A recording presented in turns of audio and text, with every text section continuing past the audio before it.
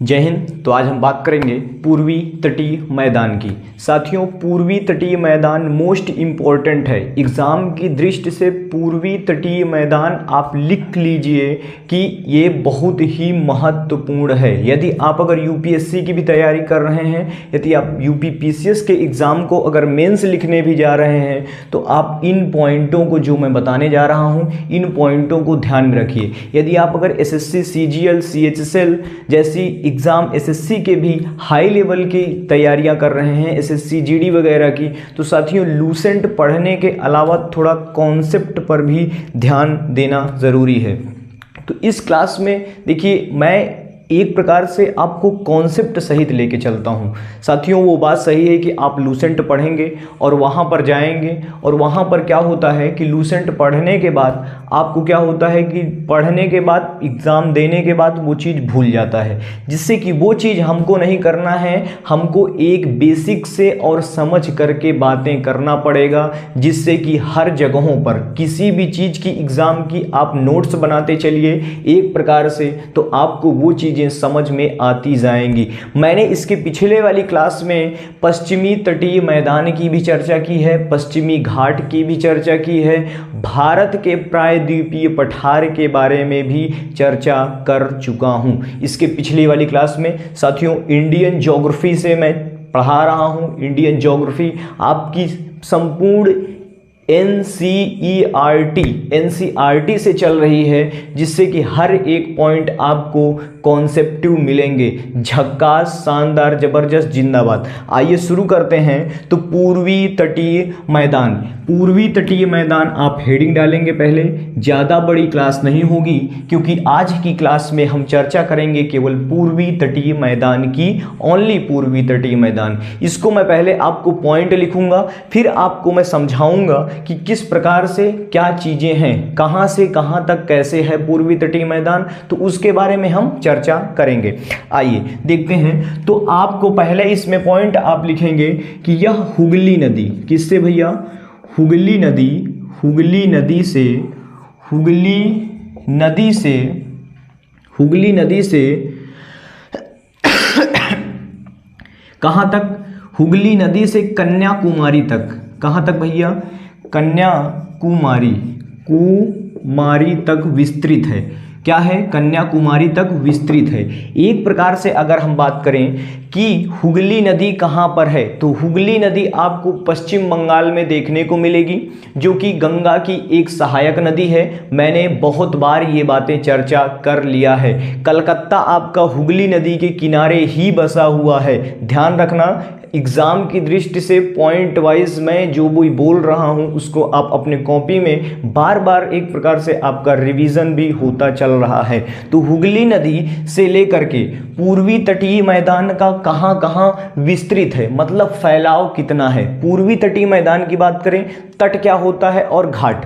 देखिए साथियों, तट और घाट में पश्चिमी तटीय मैदान में भी बताया था, लेकिन आज भी बता रहा हूं। देखिए जो ये समंदर है, देखिए जो ये समंदर है और ये पूर्वी तटीय मैदान है। भारत का जो ये वाला हिस्सा है, ये आपका भारत बन गया है। ये नीचे वाला हिस्सा है आपका, और जो भी इधर से देखिए ये जो आपका घाट, यहाँ पर ये आपके घाट बने हैं, ये आपका पूर्वी घाट है और ये तट है। क्या है? तट है। नदी के किनारा को, मतलब इसके किनारा को हम क्या तट कह दिए, और घाट और तट के मध्य में जो भाग बना हुआ है, ये वाला भाग, इसी को हम कहते हैं तटीय मैदान। तो पूर्वी तटीय मैदान समझ गए, यही होगा आपका पूर्वी तटीय मैदान। ये वाला भाग आपका हो जाएगा। घाट और तट के मध्य वाले भाग को हम कहेंगे पूर्वी तटीय मैदान। क्या कहेंगे? तटीय मैदान। पूरब साइड में है तो इसको कह दिए पूर्वी तटीय मैदान। ध्यान से देखिए, ये कहां से कहां तक विस्तृत है, कहां से कहां तक विस्तृत है, तो ये है भैया साहब, ये आपकी हुगली नदी पश्चिम बंगाल में है। पश्चिम बंगाल में ही ये आपका पूर्वी तटीय मैदान है। ये देखिए यहाँ पर पश्चिम बंगाल आपको देखने को मिलेगा, इस भाग में पश्चिम बंगाल देखने को मिलेगा। तो यहाँ हुगली नदी के मुहाने से क्या लिखेंगे?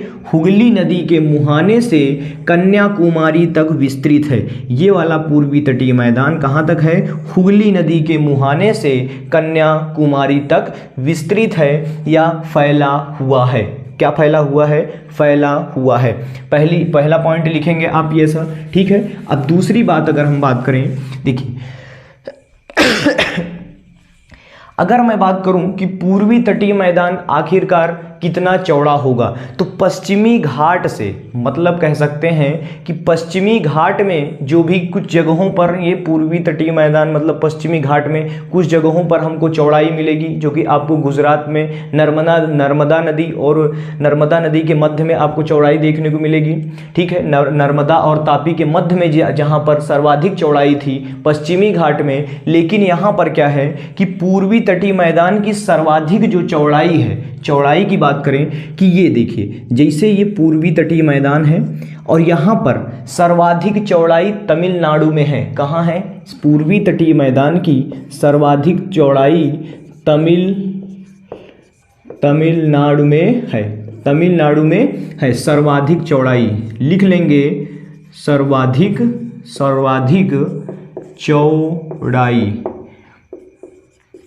मेंस के पेपर में अगर लिखने जाएंगे, यदि आप अगर प्री का भी देने जाएंगे, यूपी पीसीएस या यूपीएससी के वगैरह में अगर आप प्री का भी पेपर देने जा रहे हैं, तो वहाँ पर ऐसे क्वेश्चन बहुत घुमा के पूछता है कि भैया ये बताइए कि सर्वाधिक पूर्वी तटीय मैदान की सर्वाधिक चौड़ाई किस राज्य में है, किस राज्य में है? तो वहाँ पर लिखना पड़ेगा आपको तमिलनाडु में है। इस तमिलनाडु से, मतलब अगर हम पूर्वी घाट की, अगर पूर्वी तटीय मैदान की अगर हम बात कर लें कि भैया कि पूर्वी तटीय मैदान, अगर आपको हेडिंग दे दिया गया और उसके बारे में एक्सप्लेन करना पड़ गया, यदि आप अगर मेंस के पेपर में ले लीजिए कि अगर उसको अगर एक्सप्लेन करने को कह दिया गया, तो ये इस पॉइंट को ले करके क्या करेंगे, इस पॉइंटों को आप ले करके एक बहुत भारी सी एक किताब बना सकते हैं। क्या बना सकते हैं? बढ़िया से इंट्रोडक्शन आप लिख सकते हैं कि भैया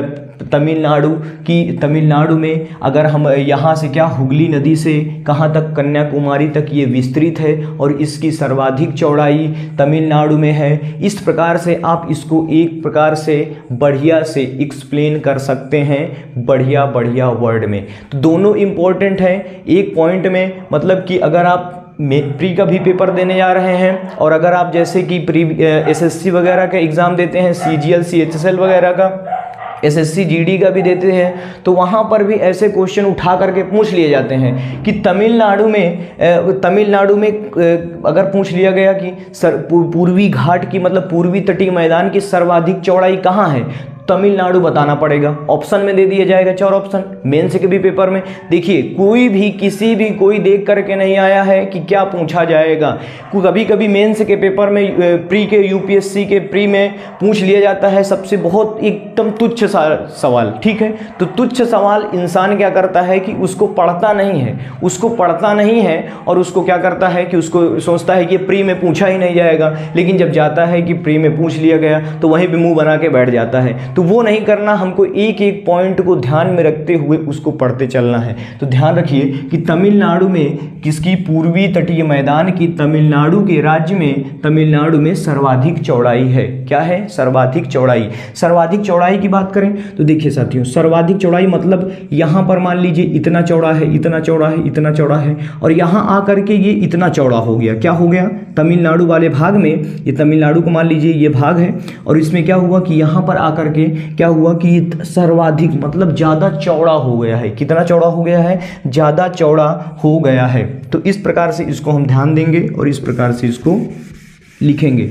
आइए देखते हैं नेक्स्ट पॉइंट क्या कहता है इसका, कि उड़ीसा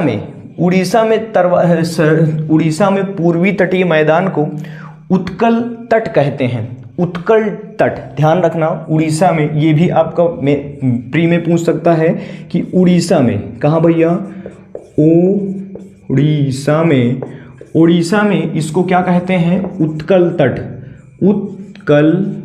उत्कल तट के नाम से जानते हैं। अगर हम उड़ीसा वाले हैं, क्या कहते हैं? उड़ीसा में अगर पूर्वी तटीय मैदान को उड़ीसा में उत्कल तट के नाम से जानते हैं। यहाँ पर क्वेश्चन कैसे बनेंगे, क्वेश्चन भी समझ लीजिए कि पूर्वी तटीय मैदान को उड़ीसा में किस नाम से जानते हैं, पहला क्वेश्चन। दूसरा बन जाएगा कि पूर्वी तटीय मैदान को उत्कल तट किस राज्य में कहते हैं, पूर्वी तटीय मैदान उत्कल तट किस राज्य में कहते हैं। तो ऑप्शन दे दिए जाएंगे जिससे कि ये आपको दोनों लेवल में प्री में भी आपको साथ दे गई है। तो इस प्रकार से आप पॉइंट को बनाते बनाते लिख करके आप उसको समझेंगे, तब बढ़िया से समझ में आएगा। एक एक चीज़ें नीचे उतरते चल रहे हैं, भारी भारी बेसिक चीज़ें समझते चल रहे हैं, हर एक चीज़ समझेंगे। देखिए, तो उड़ीसा में इसको उत्कल तट कहते हैं, ठीक है। आइए देखते हैं अब यहाँ नेक्स्ट पॉइंट इसका क्या कहता है। नेक्स्ट पॉइंट कहता है कि आंध्र प्रदेश में गोदावरी और कृष्णा नदी, इसमें एक क्वेश्चन पूछा गया था जो कि मेन यूपीएससी में पूछा गया था, प्री में पूछा गया था कि सरकार मतलब कि उत्तरी सरकार तट कहाँ किसको किसको कहते हैं, मतलब किस किस नदी के दो बीच वाले मैदान को कहते हैं उत्तरी सरकार तट। तो देखिए दो नदियां जो कि आपको आंध्र प्रदेश में, कहाँ भैया, आंध्र प्रदेश में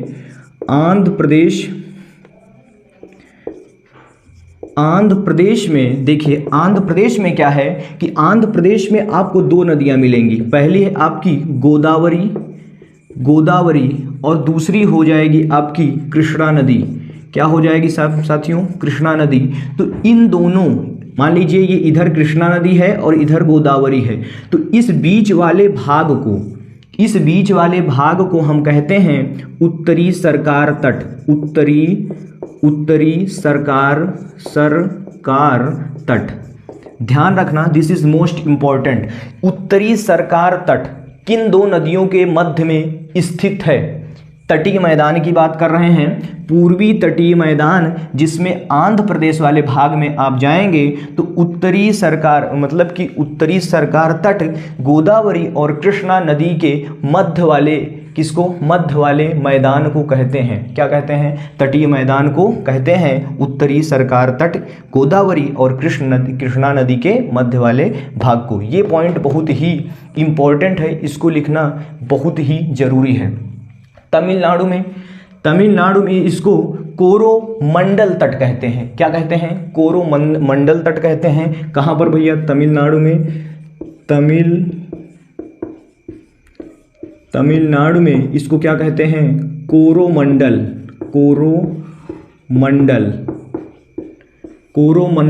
तट कहते हैं। कहाँ कहते हैं, कोरोमंडल तट कहते हैं। पूर्वी तटीय मैदान को तमिलनाडु में कोरोमंडल तट के नाम से जानते हैं। अगर मैं बात करूं कि इस मतलब कि लैगून झील तो मैंने आपको बताया था पिछली क्लास में, लेकिन फिर सुन लीजिए कि तट के बगल से, मतलब तट है और उसमें पानी का प्रेशर इतना बढ़े कि वो ज़मीन के अंदर घुस जाए, मतलब कि स्थल एरिया में ही पहुंच जाए पानी।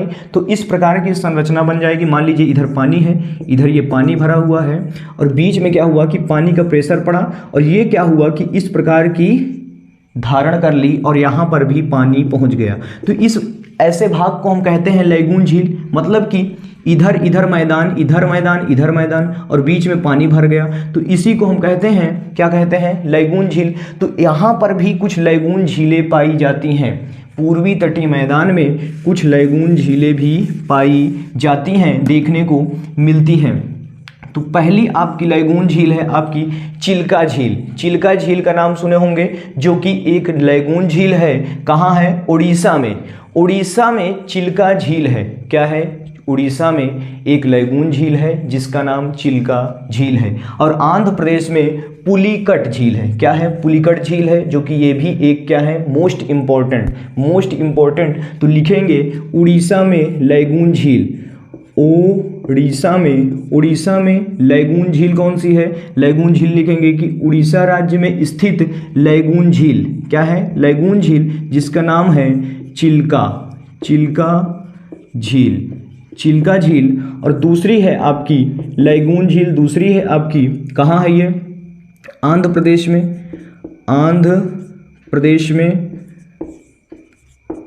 प्रदेश में, जिसका नाम पुलिकट झील है। क्या है, पुलिकट झील है। ये दोनों आपकी क्या हैं, एक लैगून झीलें हैं। क्या है भैया, लैगून झीलें हैं, लैगून झील है, जो कि आपको कहाँ देखने को मिलेगी, पूर्वी तटीय मैदान में देखने को मिलेगी। प्रमुख है, मतलब कह सकते हैं कि पूर्वी तटीय मैदान की प्रमुख 2 लैगून झीलें हैं, जो कि उड़ीसा में है एक, और एक आंध्र प्रदेश में है, जिसका नाम, उड़ीसा वाली का नाम है चिल्का और आंध्र प्रदेश वाली का नाम है पुलिकट झील। पुलिकट झील में, पुलिकट झील की बात करें तो पुलिकट झील आप अगर नहीं सुने होंगे तो पुलिकट झील आपको तमिलनाडु और आंध्र प्रदेश के बॉर्डर पर देखने को मिलेगी। बॉर्डर पर की बात करें, देखिए तो ऊपर आपका क्या हो जाएगा, ऊपर आपका आंध्र प्रदेश मान लीजिए, ये वाला भाग आंध्र प्रदेश का हो गया, नीचे आपका ये तमिलनाडु हो गया, तो ये जो बीच वाला भाग है ना, यहीं पर आपको पुलिकट झील देखने को मिलेगी। क्या मिलेगी, पुलिकट झील देखने को मिलेगी, जो कि एक लैगून झीलें हैं। क्या है, लैगून झीलें हैं। पुलिकट झील पर, पुलिकट झील पर श्रीहरिकोटा, श्रीहरिकोटा द्वीप स्थित है। श्रीहरिकोटा की बात करें बच्चा, मोस्ट इंपॉर्टेंट एग्जाम की दृष्टि से, श्रीहरिकोटा से ही आपका क्या होता है कि श्रीहरिकोटा से ही आपकी जितने मिसाइलें वगैरह, मतलब कि अगर बात करें कि अगर रॉकेट वगैरह जो अंतरिक्ष पर जाते हैं, जो हमारा नासा जो है वो जो छोड़ता है, जो भी परीक्षण आपको, जैसे कोई यान जाने वाला है तो उसको हम कहाँ से भेजते हैं, श्रीहरिकोटा द्वीप से उसको हम भेजते हैं। क्या है, श्रीहरिकोटा काफ़ी बड़ा मैदान है, वो आपको एक उसका नाम धर दिया गया श्रीहरिकोटा द्वीप। क्या धर दिया गया, श्रीहरिकोटा द्वीप। तो ये है आपकी पुलिकट झील पर ही, पुलिकट झील पर ही आपका क्या बचा है, बना है, पुलिकट झील के बीचों बीच ही ये आपका श्रीहरिकोटा द्वीप स्थित है। लिखेंगे यही पुलिकट झील पर, यही पुलिकट झील पर श्रीहरिकोटा द्वीप स्थित है। क्या है भैया, श्रीहरिकोटा द्वीप स्थित है। लिखेंगे अपने कॉपी में, दिस इज मोस्ट इम्पॉर्टेंट। अगर यहाँ पर क्वेश्चन बच्चा लोगों अगर पूछ लिया जा रहा है कि श्रीहरिकोटा किस झील पर, किस लैगून झील पर स्थित है, यूपीएससी प्री का क्वेश्चन ऐसे ही बनते हैं, बहुत घुमा दिया जाता है, घुमा दिया जाता है। और क्वेश्चन में मतलब प्री में अगर बात करें कि पुलिकट झील, मतलब कि पुलिकट झील के, पुलिकट झील में ही कौन सा द्वीप स्थित है, इस प्रकार से बन गया, या श्रीहरिकोटा किस झील के, किस लैगून झील में स्थित है। ठीक है, तो इस प्रकार के क्वेश्चन बनेंगे। तो पुलिकट झील जो है, पुलिकट झील आपकी है जो कि यहाँ पर इसी द्वीप, ये श्रीहरिकोटा द्वीप इसी के बीचों बीच स्थित है, श्रीहरिकोटा। लिखेंगे भाई साहब श्रीहरिकोटा। नाम आप बहुत सुने होंगे कि आज इस मिसाइल का ये चीज़ छोड़ी गई है श्रीहरिकोटा से। आप हर चीज़ की जानकारी रखना बहुत ही महत्वपूर्ण है। कोई भी रॉकेट छोड़ा जाएगा श्रीहरिकोटा से ही आपको उसको ऊपर अंतरिक्ष पर भेजा जाता है, श्रीहरिकोटा से। ठीक है, तो इस प्रकार से ये सब सारी आपको ध्यान रखना चाहिए कि श्रीहरिकोटा आपका पुलिकट झील पर स्थित है। अब अगर बात करूँ मैं कि कुछ नदियां हैं इसमें, साथियों इसमें कुछ नदियां हैं, मैं थोड़ा इसको और भी लिखने का जगह जो है रफ कर रहा हूँ थोड़ा बहुत, उसको तो आप लिख लिए होंगे। अब देखिए, अगर मैं बात करूँ कि पश्चिमी तटीय मैदान जो है, पश्चिमी तटीय मैदान जो है वो पूर्वी तटीय मैदान की तरफ क्या है, झुका हुआ है। मतलब कि उसका जो ढलान है, ढाल जिसको कहते हैं, पश्चिमी तटीय मैदान मान लीजिए पश्चिमी तटीय मैदान है, और इसके जो ढलान है, इसका जो ढलान है ये पूर्वी तट की तरफ है। क्या है, पूर्वी तट की तरफ है। तो इस पर जो भी, मतलब कह सकते हैं कि जो नदियां पश्चिमी तटीय मैदान से निकलती हैं वो पूर्वी तटीय मैदान की तरफ जा कर के क्या हो जाती हैं, गिर जाती हैं, मतलब बंगाल की खाड़ी में गिर जाती हैं। तो क्या है कि पश्चिमी तटीय मैदान बंदरगाह का निर्माण करता है, लेकिन पूर्वी तटीय मैदान क्या करता है कि बंदरगाह का निर्माण नहीं करता है, और इसी पर डेल्टा का निर्माण होता है। किसका निर्माण होता है? डेल्टा का निर्माण। साथियों समझिए कि डेल्टा का निर्माण कैसे हुआ। जो ये पश्चिमी तटीय मैदान की है, जो ये पश्चिमी तटीय मैदान से जो नदियां निकलती हैं वो जाती हैं कहाँ? पूर्वी तटीय मैदान की तरफ। उनका बहाव पूर्वी तटीय मैदान की तरफ है, क्योंकि पूर्वी तटीय मैदान की तरफ क्या है कि उसका ढाल है, तो जिधर ढाल होगा उधर ही नदियां बहेंगी। तो जिससे कि ये जो है कि पूर्वी तटीय मैदान, पश्चिमी तटीय मैदान की नदियां निकलती हैं और पूर्वी तटीय मैदान में जाकर के गिरती हैं। तो यहाँ से यहाँ तक की, मतलब पश्चिम से लेकर के पूरब तक पहुँचते पहुँचते खूब नदियाँ जलोढ़ इकट्ठा कर लेती हैं।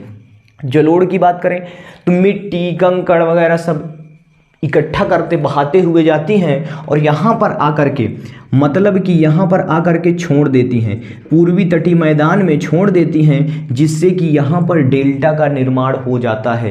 क्या हो जाता है? डेल्टा का निर्माण हो जाता है। लेकिन पश्चिमी तटीय मैदान में क्या है कि पश्चिमी तटीय मैदान में डेल्टा का निर्माण नहीं होता है। क्या होता है कि डेल्टा का निर्माण नहीं होता है, क्योंकि यहाँ से जो नदियाँ, मान लीजिए जो कुछ नदियाँ इधर बहीं और कुछ नदियाँ इधर बहीं, तो जो नदियाँ इधर बहीं ये सीधा आके इधर सागर में गिर गईं। इधर आपका अरब सागर है और बीच में आपका हिंद महासागर है और इधर आपका क्या पड़ जाएगा? बंगाल की खाड़ी है। तो इधर से गिरी, इतनी स्पीड इसकी तेज होती है कि पश्चिमी तटीय मैदान जो हैं, ये जो है पश्चिमी तटीय मैदान, ये आपका ज्वार नद का निर्माण करती हैं, जिसको हम एस्चुरी कहते हैं। क्या कहते हैं साथियों? एस्चुरी, ज्वार नद का निर्माण करती हैं। और पश्चिमी तटीय मैदान जो है ये आपका क्या करता है कि बंदरगाह का अधिक निर्माण करता है, मतलब बंदरगाह बहुत ज़्यादा पश्चिमी तटीय मैदान पर बनते हैं। और पूर्वी तटीय मैदान पर डेल्टा का निर्माण होता है, डेल्टा का निर्माण होता है, लेकिन बंदरगाह का निर्माण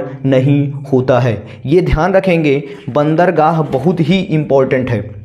क्या है? बंदरगाह जो है ये बहुत ही इम्पोर्टेंट है। लेकिन क्या है कि देखिए, अगर बात करें कि बंदरगाह जो है ये कटा फटा, मतलब जो भी ये नदियाँ जलोढ़ बहा के ले गई हैं ना इधर से, तो इधर से जो नदियाँ हैं ये जलोढ़ जो बहा के ले गई हैं इधर से, तो ये कटा फटा ज़्यादा होता ही नहीं है और ये डेल्टा का निर्माण कर लेता है। तो जो बंदरगाह होते हैं वो आपके क्या हो जाते हैं कि वो ढक जाते हैं। तो पूर्वी तटीय मैदान जो है वो, मतलब पूर्वी तटीय मैदान बंदरगाह का निर्माण नहीं करता है। क्या करता है? पूर्वी तटीय मैदान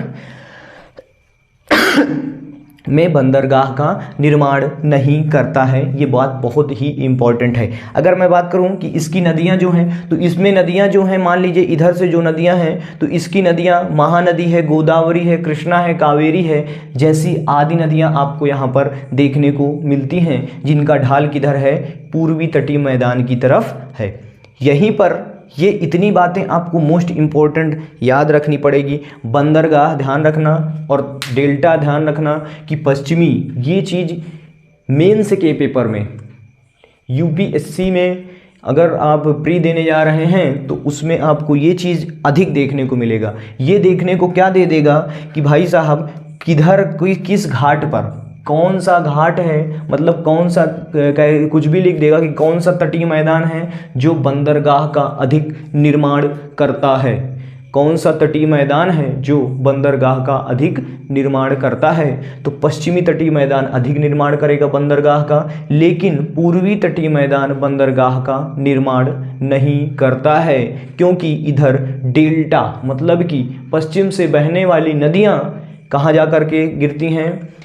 पूर्वी तट की तरफ जाकर के गिरती हैं, जिससे कि यहाँ पर डेल्टा का, पूर्वी तटीय मैदान में डेल्टा का निर्माण होता है, जिससे कि बंदरगाह का निर्माण नहीं हो पाता है। ये बात ध्यान रखना, दिस इज़ मोस्ट इम्पॉर्टेंट। ठीक है, बाकी नाम है, नाम तो याद रख लेंगे, उतना नहीं है, अगर कॉन्सेप्ट से पढ़ेंगे तो ये ध्यान रखना बहुत ज़रूरी है। तो ध्यान रखना साथियों, एक हो जाए मोटिवेशन आपके लिए। ना इश्क है किसी से ना कोई यार है, ना इश्क है किसी से और ना कोई यार है, कि ना कोई इश्क है किसी से ना कोई यार है, अब तो सिर्फ और सिर्फ कामयाब होने का जुनून सवार है। ध्यान रखना, दिस इज़ मोस्ट इम्पॉर्टेंट आपके लिए। ये हेडलाइन पे लगाइए। हेड मतलब कि आप बात करें कि अपने डेस्कटॉप पर लगाइए, इसको आप अपने डेस्कटॉप पर लगाइए, बहुत ही मोटिवेशन बढ़ेगा। ठीक है, तो आइए साथियों, यहीं तक आपका रहा पश्चिमी तटीय पूर्वी तटीय मैदान, यहीं पर आपका ख़त्म होता है। जल्द ही मैं शुरू कर रहा हूँ साथियों। ध्यान रखना, जो भी बच्चे एसएससी जीडी जो भर्ती निकली है, एसएससी जीडी की जो भर्तियां निकली हैं, उस पर आपके लिए मैं खुद रीजनिंग लेकर के आ रहा हूं। कितने तारीख से? 20/11/2022, मतलब 20 तारीख से, 20 नवंबर से आपकी रीजनिंग की क्लास, जो कि SSC GD, SSC UP, SI UP police constable वगैरह के लिए this is most important class होगी। किसकी होगी? रीजनिंग की क्लास मैं लेकर के आ रहा हूँ। आपका ये तांडव शुरू हो रहा है, महायुद्ध करेंगे साथियों, जितना हो सकेगा ज़बरदस्त तरीके से इसकी हम तैयारी। रीजनिंग की तो मेरे ऊपर छोड़िए, रीजनिंग तो मैं ऐसे पढ़ाऊंगा आपको जिसकी कोई तादाद नहीं है, जो कि आपकी रणनीति, इस चीज़ की रणनीति आज से ही शुरू हो चुकी है। क्वेश्चनों की रणनीति, जो क्वेश्चन बनाने का ढंग है, क्वेश्चन किस प्रकार से पूछे जाते हैं, कितने पीछे पूछे गए हैं, वो रणनीति आपकी शुरू हो चुकी है। तो बने रहिए शानदार, ज़बरदस्त, जिंदाबाद के साथ। इस डेट से आप मुझसे मिलिए, आपको पर डे 20/11/2022 से आपको एसएससी जीडी की क्लास मैं खुद रीजनिंग पढ़ाने के लिए आ रहा हूँ। किसके लिए? रीजनिंग पढ़ाने के लिए आ रहा हूँ। और प्लस आपकी इंडियन ज्योग्राफी की क्लास तो छूटेगी नहीं, वो भी चलती रहेगी। लेकिन दिस इज़ मोस्ट इम्पॉर्टेंट, इस पर हम चर्चा करेंगे। एसएससी जीडी के लिए ज़बरदस्त तरीके से चलेंगी क्लासेस, हर एक प्रकार के क्वेश्चन आएंगे, हर एक प्रकार से आपको बताया जाएगा। जिस प्रकार से ट्रिक, जितने गुणागणित लगेंगे, सारी गुणागणित यूज़ की जाएगी। बस मिलिए आप मुझसे 20 तारीख से। कहाँ पर? इसी YouTube चैनल पर, प्रयागराज वाला पर। ठीक है, प्रयागराज वाला पर जुड़ जाइए। जो भी बच्चे नए हैं, चैनल को सब्सक्राइब कर लें, जिससे कि नोटिफिकेशन आपको पर डे मिलता रहेगा। ठीक है, तो बने रहिए ज़बरदस्त, शानदार, ज़बरदस्त तरीके से। साला जब तक तोड़ेंगे नहीं तब तक छोड़ेंगे नहीं। वक्त बदल रहा है, लेकिन समय भी बदलना है। ठीक है, तो मिलिए मुझसे 20 तारीख से। इसको आप ध्यान में रखना, पूर्वी तटीय मैदान को, this is most important exam की दृष्टि से। तो यहीं पर क्लास ख़त्म करते हैं साथियों। अब मिलेंगे नेक्स्ट क्लास में ज़बरदस्त तरीके से। लेकिन 20 तारीख से आप इसको जरूर देखिए। 20 तारीख से एसएससी जीडी रीजनिंग, जिनको रीजनिंग में डाउट है ना, रीजनिंग में जिनको कोई दिक्कत पड़ रही है, चैप्टर वाइज हम कवर करेंगे, एक लेवल से कवर करेंगे। एक चैप्टर, दूसरा chapter, 100 question, 200 question, 150 question solve करेंगे। सलाह आएगा कैसे नहीं, बिल्कुल आएगा। और प्लस पीडीएफ की व्यवस्थाएं भी आपके लिए की जा रही हैं। पीडीएफ आपको टेलीग्राम पे जो है, मैं प्रयागराज वाला चैनल पर, आप नीचे लिंक डिस्क्रिप्शन में दे दूंगा, जिससे कि आप वहीं पर जा करके पीडीएफ भी डाउनलोड कर सकते हैं। जुड़ जाइए ज़बरदस्त तरीके से, ये आपके लिए सुविधाजनक होगा। बिल्कुल मुफ्त क्लास लेकर आ रहा हूँ, कोई भी निःशुल्क पैसा, कोई भी पैसा नहीं लगने वाला है। तो मिलिए पर डे। ठीक है, तब तक के लिए बने रहिए। नए हैं तो चैनल को सब्सक्राइब कर लीजिए। क्लास समझ में आई हो तो लाइक कर लेना। ठीक है, मिलते हैं तब तक के लिए। जय हिंद।